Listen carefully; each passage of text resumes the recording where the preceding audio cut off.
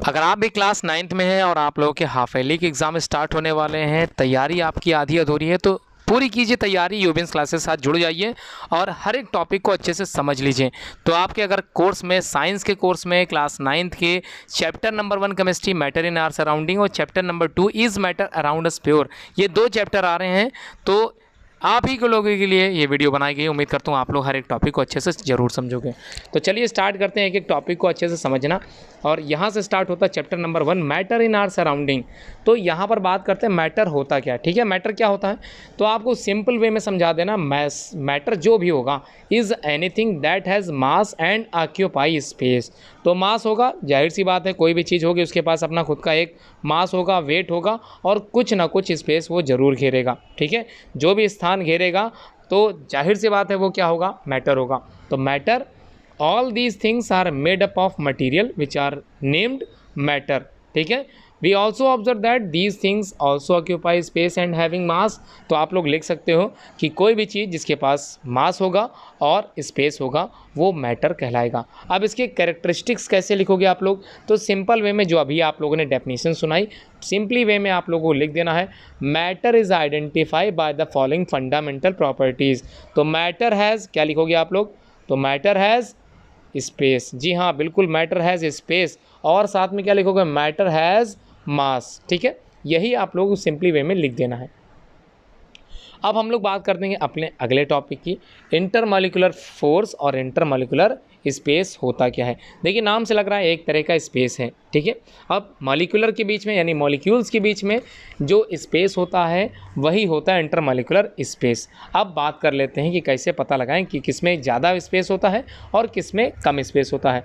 तो मान लीजिए सॉलिड, ये एक सॉलिड है और इसके पार्टिकल्स के बीच में जो स्पेस आप लोग देख रहे हो वो क्या है, बहुत ही कम है। तो पार्टिकल्स और पार्टिकल्स के बीच में ये जो स्पेस है ये अगर कम होगा तो इसका मतलब उसका इंटरमॉलिक्यूलर स्पेस कम होगा।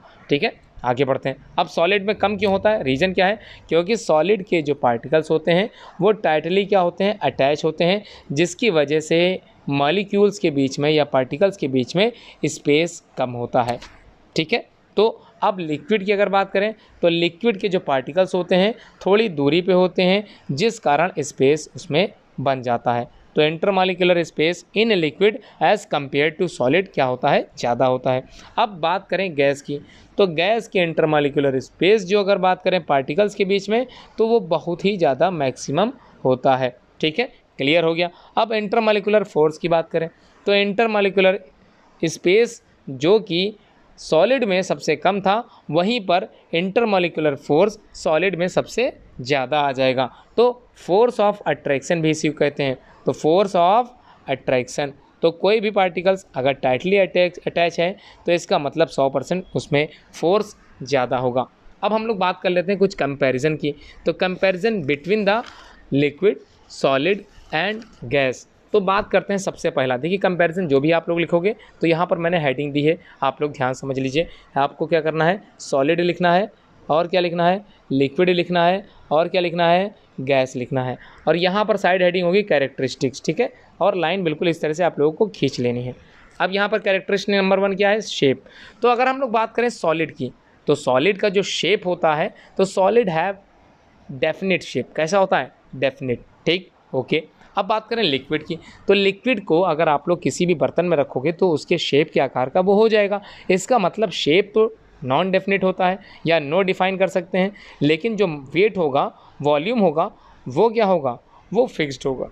ठीक है, तो यहाँ पर क्या है, शेप तो निश्चित नहीं है और गैस का भी शेप जो होगा वो भी निश्चित नहीं होगा। लेकिन वॉल्यूम की अगर हम बात करें तो सॉलिड का वॉल्यूम जो होगा वो फिक्स्ड होगा और लिक्विड का भी वॉल्यूम फिक्स्ड होगा, लेकिन गैस का ना तो शेप फिक्स्ड होगा और ना ही उसका वॉल्यूम फिक्स्ड होगा। अब डेंसिटी की बात करें, अब डेंसिटी आप लोगों ने देखा कोई चीज़ पानी के ऊपर तैर रही है तो तैर क्यों रही है, क्योंकि उसकी डेंसिटी पानी की डेंसिटी से कम है, इसी वजह से कोई चीज़ पानी के ऊपर तैरती है। तो डेंसिटी सॉलिड की बात करें तो ज़्यादा होती है, इसी वजह से जब डेंसिटी सॉलिड की ज़्यादा होती है तो पानी में कोई भी सॉलिड डूब जाता है। ठीक, आगे बढ़ते हैं। अब बात करेंगे लिक्विड की डेंसिटी, तो लोअर देन सॉलिड हो जाएगा और सबसे लो किसमें होगा, गैस में। अब इंटरमॉलिक्यूलर स्पेस या इंटरमॉलिक्यूलर फोर्स की बात करें तो इंटरमॉलिक्यूलर फोर्स तो सबसे ज़्यादा होता है, मैक्सिमम होता है या स्ट्रॉन्ग होता है, और इसमें जो फोर्स होगा इंटरमॉलिक्यूलर फोर्स, यहाँ पर लिक्विड में as compared to solid force कम होगा और बिल्कुल कम जिसमें होगा वो होगा गैस। ठीक है, इंटरमॉलिक्यूलर स्पेस की बात करें तो स्पेस सबसे कम किस में होता है, सॉलिड में। उससे ज़्यादा स्पेस किस में होगा, लिक्विड में। सबसे ज़्यादा किस में होगा, गैस में। तो उम्मीद है आप लोग समझ गए होंगे किस प्रकार से आप लोगों को कंपैरिजन बताना होता है। अब कंप्रेसिबिलिटी, आप लोगों ने एलपीजी गैस के बारे में सुना होगा, लिक्विड पेट्रोलियम गैस। ये गैस होती है, इसको हम लोग किस फॉर्म में रखते हैं, लिक्विड फॉर्म में, क्योंकि हम लोग गैस को कॉम्प्रेस कर सकते हैं। तो जब गैस कॉम्प्रेस होती है तो अपने नेक्स्ट लेवल में पहुंच जाती है, इसका मतलब लिक्विड स्टेट में आ जाती है। तो यही आप लोग को बताना है। इफेक्ट ऑफ हीट, तो सॉलिड पर इफेक्ट ऑफ हीट का क्या पड़ता है, तो सॉलिड एक्सपेंड ऑन हीट, मतलब सॉलिड को जब हम लोग गरमाते हैं तो एक्सपेंड हो जाती है। लिक्विड में जब हम एक्सपेंड करेंगे तो मोर हो जाएगा, मोर देन सॉलिड हो जाएगा। और gases expand more than solid में लिक्विड, माफ़ कीजिए, तो गैसेज सबसे ज़्यादा एक्सपेंड होती हैं। अब डिफ्यूज़न की बात करें तो डिफ्यूज़ सॉलिड बहुत ही कम होता है, लिक्विड उससे थोड़ा कम होता है, लेकिन गैस तो सबसे ज़्यादा क्या होती है, एक great tendency that they have. तो डिफ्यूज़न सबसे ज़्यादा मैक्सिमम होता है किसमें, गैस में। और गैस से कम किस में होता है, लिक्विड में। और सबसे कम किस में होता है, सॉलिड में। बिल्कुल सही। फ्लूइडिटी की बात करें तो solid do not flow, liquid तो फ्लो करते ही हैं, और गैस तो अपने आप लोग समझ सकते हैं, दे कैन फ्लो। ठीक है, मेल्टिंग और बॉइलिंग पॉइंट की बात करें तो सॉलिड है डेफिनेट मेल्टिंग बॉइलिंग पॉइंट। ठीक है, मेल्टिंग पॉइंट डेफिनेट होता है, लिक्विड के पास अपना हैव डेफिनेट बॉइलिंग पॉइंट होता है, guys have definite critical temperature. ठीक है, तो गैस के अपना डेफिनेट क्रिटिकल टेम्परेचर होता है। अब हम लोग अगले टॉपिक की तरफ चलते हैं, change of states of matter. आप लोगों ने देखा जब आप लोगों ने पानी के भगोना जो आप लोगों ने गैस पे चढ़ा रखा था उसको जब आप लोगों ने हीट किया और काफ़ी देर हीट किया तो पानी जो था उसके अंदर रखा हुआ वो कम हो जाता है। इसका मतलब कोई ना कोई स्टेट ऑफ मैटर चेंज होता है। तो बात करते हैं जब सॉलिड, ठीक है, आइस की बात करें, आइस क्यूब की बात करें, बर्फ़ की बात करें, अगर वो बर्फ़ क्या हो रही है, लिक्विफाई हो रही है, तो इसको बोलते हैं मेल्टिंग। तो सॉलिड जब गल जाता है तो मेल्टिंग कहलाएगा। और जब लिक्विड कन्वर्ट हो जाए सॉलिड में, तो सोचिए जब लिक्विड को हमने फ्रीजर में रखा तो वो क्या बन गया, आइस क्यूब बन गया, और इस वजह से इस प्रोसेस को बोलते हैं फ्रीजिंग। तो freezing is the process by which liquid convert into solid, और melting is the process by which solid convert into liquid. अब बात करते हैं लिक्विड से गैस बनने की जो प्रोसेस होती है वो कहलाती है वेपराइजेशन। ठीक है, इवेपोरेशन आप लोगों ने पढ़ रखा था। तो liquid, when liquid convert into gas, तो इसको बोलते हैं वेपराइजेशन। लेकिन जब गैस जब कन्वर्ट होती है लिक्विड में, रेन वाटर नीचे आता है, तो बादलों से जब पानी नीचे गिरता है तो ये होता है कंडेंसेशन। ठीक है, अब directly change into solid, directly change solid into the gases, और gases directly change into the solid, तो विदाउट कन्वर्टिंग लिक्विड, तो इसको बोलते हैं सब्लिमेशन। तो आप लोगों ने एग्जाम्पल भी याद किया होगा, सब्लिमेशन में कौन सा एग्जाम्पल था, कैम्फर का था, कपूर का एग्जाम्पल था, और अमोनियम क्लोराइड का एग्जाम्पल आप लोगों ने पढ़ रखा था। तो डायग्राम जरूर प्रैक्टिस के लिए, ये डायग्राम भी बोर्ड में मतलब आप लोगों के एग्जाम में पूछा जाएगा। मेल्टिंग पॉइंट क्लियर हो गया, melting point is a point when a solid convert into liquid form. Boiling point जिसमें कोई लिक्विड बॉयल करने लगता है, तो 100 डिग्री सेल्सियस तापमान पर कोई लिक्विड पानी जो होता है वो उबलने लगता है। अब लेटेंट हीट ऑफ डिफ्यूजन, ये सब आप लोगों को तैयार करना है। तो लेटेंट हीट, ये जो आप लोगों को तैयार करना है, change of state takes place a fix temperature, तो किसी न किसी निश्चित टेम्परेचर के बाद कोई ना कोई स्टेट ऑफ मैटर चेंज हो जाता है, यही उसका लेटेंट हीट कहलाता है। अब बात करेंगे सब्लिमेशन की, जो कि अपने आप में मोस्ट इंपॉर्टेंट है। तो आप लोगों को सब्लिमेशन में क्या करना है, जब solid directly change into convert हो जाए गैसियस वे में, तो इस प्रोसेस को बोलते हैं सब्लिमेशन। और इसका अमोनियम क्लोराइड का आप लोगों ने एक्सपेरिमेंटल व्यू देखा था, अपनी कॉपी में आप लोगों को तैयार कराया गया या फिर बुक में आप लोगों ने चार्ट बनाया होगा। ठीक है, अब हम लोग बात करेंगे अब अगले टॉपिक की फैक्टर्स जो इफेक्ट करते हैं किस चीज़ को, फैक्टर्स अफेक्टिंग एवेपोरेशन। तो कौन कौन से फैक्टर्स होते हैं जो इवेपोरेशन के समय क्या करते हैं, हाँ क्या करते हैं, इफेक्ट करते हैं। तो evaporation increase as temperature in a liquid state की बात करें तो this is reason why the clothes get dry soon in summers, तो गर्मी में कपड़े सूख जाते हैं। तो फैक्टर अफेक्टिंग एवेपोरेशन, तो evaporation increases as temperature of liquid increases. तो इसी तरह से अगर हम लोग बात करें when air is blown above the surface, तब क्या होगा, एवेपोरेशन इंक्रीज होता है। और अगर हम लोग बात करें कि एवेपोरेशन डिपेंड करता है नेचर ऑफ लिक्विड पे, तो बिल्कुल सही बात है। ठीक है। अब हम लोग एनसीईआरटी के कुछ क्वेश्चन हैं उसको सुन लेंगे और समझ लेंगे। क्वेश्चन नंबर 1 आप लोगों को एनसीईआरटी का देखना है, जिसमें कन्वर्जन बताया गया है। जब हम लोग क्या करते हैं, कन्वर्ट करते हैं डिग्री, किस में कन्वर्ट करते हैं, ध्यान समझ लीजिए। जब हम लोग कन्वर्ट करते हैं डिग्री किस में, सेल्सियस को केल्विन में, तो मान लीजिए 0 डिग्री सेल्सियस है, ठीक है, उसको हमको केल्विन में कन्वर्ट करना है।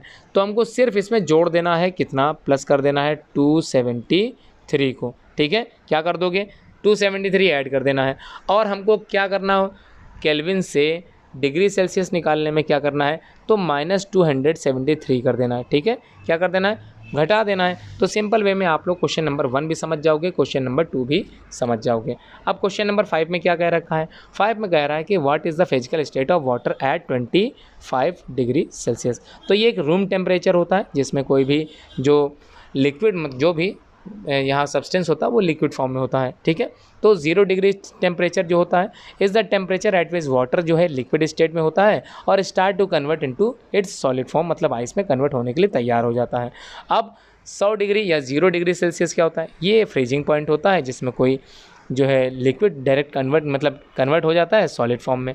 अब बात करें 100 डिग्री सेल्सियस, आप लोगों ने पढ़ रखा है, बॉइलिंग पॉइंट ऑफ वाटर होता है और यहाँ पर एक प्रोसेस चालू हो जाती है, वेपराइजेशन स्टार्ट हो जाता है लिक्विड का। तो ये भी आप लोगों को दिमाग में रखना है। अब क्वेश्चन नंबर 6 क्या कह रहा है कि water at room temperature in a liquid is a liquid, और रीज़न बताना है कि वाटर जो होता है, पानी जो होता है, रूम टेम्परेचर पे लिक्विड है। और सेकंड रीजन बताना है एन आयरन अलमीरा is a solid at room temperature. तो ये पार्टिकल पे डिपेंड करता है, जो कि आपको बताया जा चुका है, आप लोग जरूर करके आइए, तैयार कर लीजिए। Question number 8, what produces more severe burns, boiling water और स्टीम।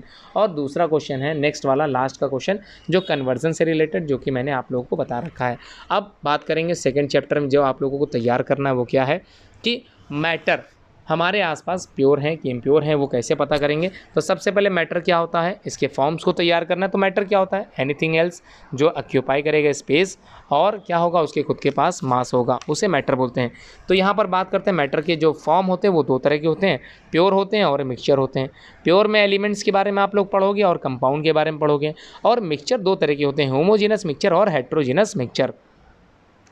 अब बात करेंगे एलिमेंट्स क्या होते हैं, ठीक है। पहला जो टॉपिक है एलिमेंट्स होते क्या हैं। देखिए 118 एलिमेंट्स की खोज हो चुकी है, यानी कि 118 एलिमेंट्स का पता लगाया जा चुका है, जिसमें 92 तो नेचुरली हैं, रिमेनिंग ऑल, यानी कि रिमेनिंग कितने बचे, 6 बचे, 6 + 2 8 और 9 + 2 11। तो 26 जो थे वो हम लोगों ने बाद में रिसर्च करके खोज निकाले, मतलब खुद से तैयार किए। क्लियर है। अब बात करेंगे आउट ऑफ विच, जिसमें कौन कौन से एलिमेंट्स क्या होते हैं और किस प्रकार से हम लोग आइडेंटिफाई कर सकते हैं कि एलिमेंट्स हैं क्या। तो elements are simple individual which has a definite atomic number, ठीक है, जिनके पास खुद का डेफिनेट एटॉमिक नंबर होता है वही कहलाते हैं एलिमेंट्स, ठीक। अब यहाँ पर कुछ एलिमेंट्स को आपको तैयार करने हैं, तैयार कर लीजिए। Hydrogen, helium, lithium, beryllium, boron, carbon, ठीक है। तो याद हो गया, कैसे याद करना है फिर से एक बार देख लेते हैं। पहला है hydrogen, helium, lithium, beryllium, boron, carbon. Nitrogen, oxygen, fluorine, neon, sodium, magnesium. Aluminium, silicon, phosphorus, sulphur, chlorine, argon, potassium और कैल्शियम। तो ये 20 एलिमेंट आपको अच्छे से तैयार कर लेना है। अब बात करें क्लासिफिकेशन ऑफ एलिमेंट्स की, तो एलिमेंट्स को कैटेगराइज किया गया है 3 फॉर्म में। एक मेटल्स होते हैं, दूसरे नॉन मेटल्स होते हैं और दोनों के जुड़े हुए पार्ट जो होते हैं वो मेटेलॉइड्स कहलाते हैं, मतलब दोनों के ही फीचर्स जो रखे वो मेटेलॉइड्स कहलाते हैं। अब बात करें मेटल्स क्या होते हैं। देखिए मेटल्स की अगर हम लोग बात करें, हमने 2-3 मेटल्स के बारे में अभी पढ़ा था, जिसमें से एक मेटल आयरन था, एल्युमिनियम था, ठीक है, कैल्शियम भी मेटल है। तो कैसे आइडेंटिफाई करोगे, तो मेटल्स हमेशा क्या होते हैं, metals are always electropositive. क्या होते हैं, इलेक्ट्रो पॉजिटिव होते हैं, ठीक है। एक चीज़ तो दिमाग में आप लोगों को बैठा लेना है कि पॉजिटिव हमेशा होते हैं इलेक्ट्रो पॉजिटिव मेटल्स और इलेक्ट्रोनेगेटिव होते हैं नॉन मेटल, ठीक है, ये आपको बैठा लेना दिमाग में।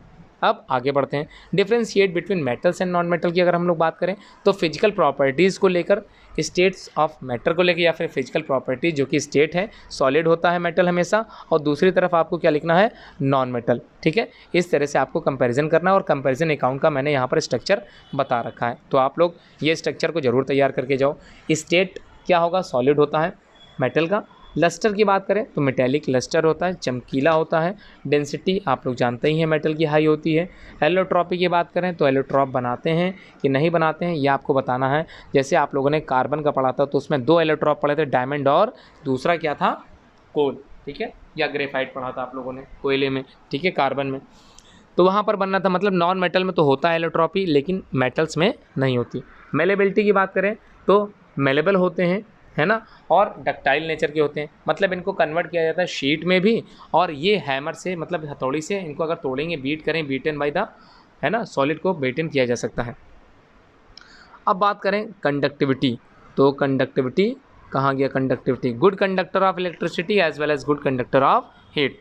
एटॉमिसिटी की बात करें तो ये मोनो एटॉमिक होते हैं, मतलब इनको हम ऐसे लिख सकते हैं, एल्युमिनियम का Al, Fe का Fe, और लेकिन अगर बात करें नॉन मेटल की तो हमको नॉन मेटल में क्या लिखना पड़ेगा, O2, और हमको क्या लिखना पड़ेगा, H2। तो इसी तरह से हमको नॉन मेटल में डाई एटॉमिक भी होता है, ट्राई एटॉमिक भी होता है, और मोनो एटॉमिक भी हो सकते हैं। अब सॉल्युबिलिटी, जो कि जनरली इनसॉल्युबल होते हैं मेटल्स, और नॉन मेटल्स सॉल्युबल हो सकते हैं डिफरेंट सॉल्वेंट्स में। अब केमिकल प्रॉपर्टीज़ को लेकर या केमिकल प्रॉपर्टी को देखते हुए हम लोग भी आइडेंटिफाई कर सकते हैं कि जो भी मेटल होते हैं वो ऑक्सीजन के साथ रिएक्शन करते हैं और बनाते हैं मेटेलिक ऑक्साइड, और इनका नेचर होता है बेसिक, ठीक है, क्या होता है, बेसिक नेचर। दूसरी तरफ रिएक्शन विद हाइड्रोजन के बारे में बात करें तो जब ये हाइड्रोजन के साथ रिएक्ट करते हैं तो most of the metals do not react with hydrogen, सब मेटल फॉर्म अनस्टेबल कंपाउंड बनाते हैं कभी कभी, लेकिन नॉन मेटल के केस में ये हाइड्रोजन के साथ फॉर्म स्टेबल कंपाउंड बनाते हैं, ठीक है, जैसे H2S, ठीक है, ये भी क्लियर हो गया। अब रिएक्शन बात करें, फॉर्मेशन ऑफ एलॉय, एलॉय बनाते हैं, और अगला स्टेप है रिएक्शन विद एसिड। तो एसिड के साथ जब भी रिएक्शन करेंगे मेटल तो हाइड्रोजन गैस का रिमूवल करते हैं, ठीक है, सॉल्ट फॉर्मेशन करेंगे।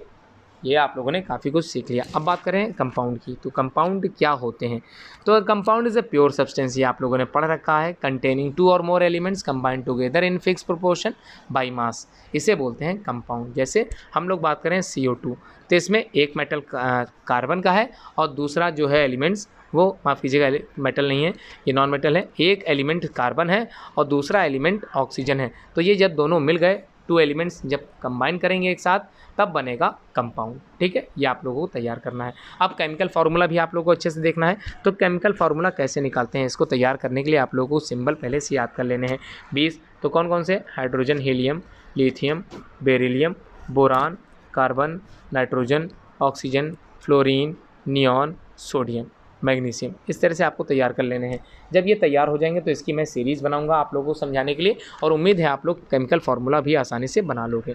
मिक्सचर क्या होते हैं इसको बताने की ज़रूरत नहीं पड़ेगी। तो जैसे आप लोगों ने पढ़ा, प्योर में 2 चीज़ें थी, एलिमेंट्स था और कंपाउंड था। एलिमेंट में 3 चीज़ें थी, मेटल था, नॉन मेटल था और मेटेलॉइड था। अब कंपाउंड क्या होते हैं इनको अच्छे से समझ लेते हैं। तो compound are the substance made up of atoms और 2 और मोर एलिमेंट्स, ये भी आप लोगों ने पढ़ा। मिक्सचर क्या होते हैं, mixture are made up of 2 और more pure substances mix in any not fix proportion, मतलब जब हम लोग कंपाउंड आपस में एक दूसरे को मिला देते हैं तब बनने वाली जो चीज़ होती है वो होती है मिक्सचर। तो मिक्सचर 2 तरह के हो सकते हैं, होमोजीनस और हेट्रोजीनस। तो होमोजीनस नाम से लग रहा है सिमिलर फॉर्म में होना चाहिए, सिमिलर मतलब नॉट कैन बी आइडेंटिफाई, तो इनको आसानी से पता ना लगा जा सके कि कौन कौन सी चीज़ें मिली हैं। तो जब पता ना लगाया जा सके तब तो होगा होमोजीनस, लेकिन जब आइडेंटिफाई कर लें किसी मिक्सचर में कौन कौन सी चीज़ें मिली हुई हैं तब तो कहलाएगा हेट्रोजीनस मिक्सचर, ठीक है। अब बात करेंगे सॉल्यूशंस क्या होते हैं। तो सॉल्यूशंस क्या होते हैं ये आप लोगों ने पढ़ रखा होगा, मैं रिवीजन करा रहा हूँ, कहीं कोई डाउट हो आप लोग ज़रूर पूछें। तो सॉल्यूशन एनी होमोजीनस सिस्टम और 2 मोर सब्सटेंसेस, चाहे वो लिक्विड में हो, चाहे सॉलिड में हो, चाहे गैस में हो, इज़ कॉल्ड सॉल्यूशन, ठीक है, क्लियर है यहाँ पर। अब क्या कह रहा है, सोल्यूशन को क्लासिफिकेशन करें तो सोल्यूशन को क्लासीफाई किया जा सकता है। जैसे एग्जांपल की बात करें, solution of gas and gas, मान लीजिए कोई गैस है उसके साथ हम लोगों ने गैस मिला दिया तो जो सोल्यूशन बना वो होगा एयर, ठीक है, क्लियर हो गया।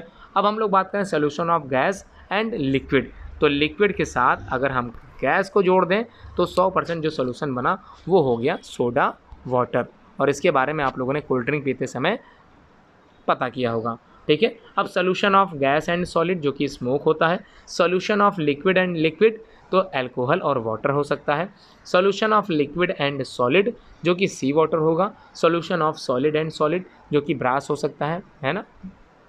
मेटल में जब मेटल मिलाते हैं तो कुछ ना कुछ बनता है, तो एलॉय बनता है, उसको यहाँ पर हम लोग सोल्यूशन कह सकते हैं, लेकिन यहाँ पर सॉलिड टू सॉलिड मिक्सचर है। अब बात करेंगे सस्पेंशन क्या होता है और इसकी प्रॉपर्टीज़ क्या होती हैं। तो सस्पेंशन होता क्या है, नाम से ही क्लियर हो गया होगा। सस्पेंशन बहुत ज़्यादा डिटेल में बताने की जरूरत नहीं, आप लोग अपनी कॉपी को जरूर ओपन कीजिए और तैयार करते चलें, और फिर भी डाउट है तो आप लोग ज़रूर पूछें। तो suspension materials of smaller particle size में होते हैं, इनसॉल्युबल इन सॉल्वेंट में होते हैं, but visible to naked eyes, और आंखों से देखे जा सकते हैं, वो सस्पेंशन बनाते हैं। तो सस्पेंशन कह सकते हैं is a heterogeneous mixture in which the solute particles remain suspended throughout the bulk of the medium. अब प्रॉपर्टीज़ की बात करें तो the particle of suspension can be seek by naked eyes, मतलब हमारी आंखों से देखे जा सकते हैं।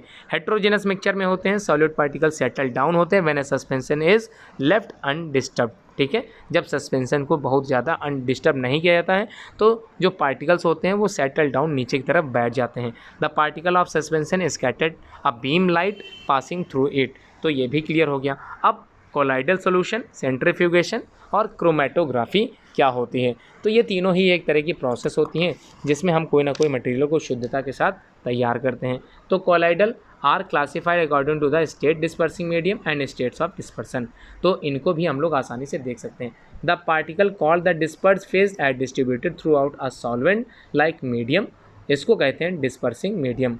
तो colloidal particle can be seen by naked eyes, इसको जरूर याद रखें।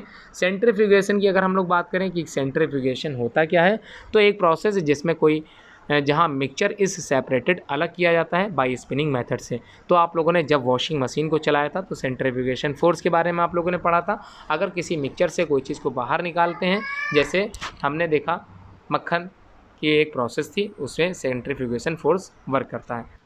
अब बात करते हैं क्रोमेटोग्राफी क्या होता है। तो क्रोमेटोग्राफी को समझने के लिए थोड़ा सा ट्रिक समझना पड़ेगा आप लोगों को। क्रोमेटोग्राफी टेक्निक होती है जिसमें हम लोग सेपरेशन करते हैं किसी मिक्सचर को। The mixture is dissolve in the fluid called, इसको बोलते हैं मोबाइल फेज, है ना, which carries it through a structure holding another material called the stationary phase. तो ये आप लोगों को थोड़ा सा समझना है। The technique was first use by use for separation of colours, so this name is given. तो क्रोमेटोग्राफी जिसमें हम कलर्स की पहचान करके उसको कलर को निकालते हैं, तो वो है क्रोमेटोग्राफी। अब डिस्टिलेशन क्या होता है इसको थोड़ा समझते हैं। किसी मिक्सचर में समटाइम्स लिक्विड आर मिसिबल होते हैं, ठीक है, which boil without decomposition and have sufficient differences in their boiling point, which component can be separated by distillation method. तो डिस्टिलेशन एक प्रोसेस होती है जिसमें सेपरेट करते हैं component from a liquid mixture by selecting boiling and condensation के द्वारा। तो ये प्रोसेस कहलाती है डिस्टिलेशन। अब इसी में आप लोग चाहे तो फ्रैक्शनल डिस्टिलेशन को भी पढ़ सकते हैं, वो भी बोर्ड मतलब आपके स्कूल में पूछा जा सकता है। अब फिजिकल और केमिकल जो है चेंजेस क्या होते हैं, तो फिजिकल का मतलब है ऐसा चेंज जो टेम्परेरी हो और पुनः अपनी अवस्था में लौट आए। जैसे बात कीजिए सॉलिड, सॉलिड का मतलब आइस क्यूब की, इसको हम लोग अगर हीट देंगे तो ये कन्वर्ट हो जाएगा लिक्विड में, और लिक्विड को जब हम लोग फ्रीजर में रख देंगे तो ये वापस सॉलिड स्टेट में पहुंच जाएगा। तो ये एक तरह का फिजिकल चेंज है। लेकिन केमिकल चेंज की बात करें, वंस अगर कोई मेटल है, मान लीजिए मेटल है Mg है, वो ऑक्सीजन के संपर्क में आग जलाया जाता है और जो सब्सटेंस बनाता है वो होता है MgO। तो MgO जो बना, अब यहाँ बैलेंसिंग कर लेंगे 2 लगा के, तो ये जो बना केमिकल सब्सटेंस ये परमानेंट था, और ये जो है इसको बोलते हैं केमिकल चेंज। अब NCERT क्वेश्चन जो आप लोगों को देखने मैं बता देता हूँ कौन कौन से क्वेश्चन आप लोगों को देखने। क्वेश्चन नंबर 4 देखना है जिसमें आप लोगों से सिंपल पूछा ये गया है। क्वेश्चन नंबर 4 में explain the following giving example, saturated solution क्या होते हैं, कोलाइड क्या होता है, प्योर सब्सटेंस क्या होते हैं और सस्पेंशन क्या होता है। उसके बाद 7 वाला क्वेश्चन देख लेना आप लोगों को NCERT का, जिसमें आप लोगों से विच of the following materials fall in the category of a pure substance. तो प्योर सब्सटेंस आइडेंटिफाई करने की कैटेगरी पूछेगी, वो बताना है। 8 वाले में solutions among the following mixtures कौन कौन से हैं ये बताना है। और 9th वाले क्वेश्चन में आप लोगों को टिंडल इफेक्ट बताना है, कौन सा टिंडल इफेक्ट होता है। 10th वाले में आ जाइए। 10th में आप लोगों को करना क्या है, classify the following into elements compound and mixture, कौन एलिमेंट्स होते हैं, कौन कंपाउंड होते हैं और कौन मिक्सचर होते हैं। और last question number 11, which of the following are the chemical change. तो केमिकल और फिजिकल चेंज को अच्छे से पढ़ के जाइएगा। ये 2 चैप्टर में पूछे जाने वाले इंपॉर्टेंट क्वेश्चन थे जिसकी तैयारी आप लोगों को शॉर्ट व्यू के आधार पर मैंने करा दी है। तो इसको तैयार अच्छे से कीजिए, कहीं डाउट हो तो जरूर पूछिए। Thanks for watching this video.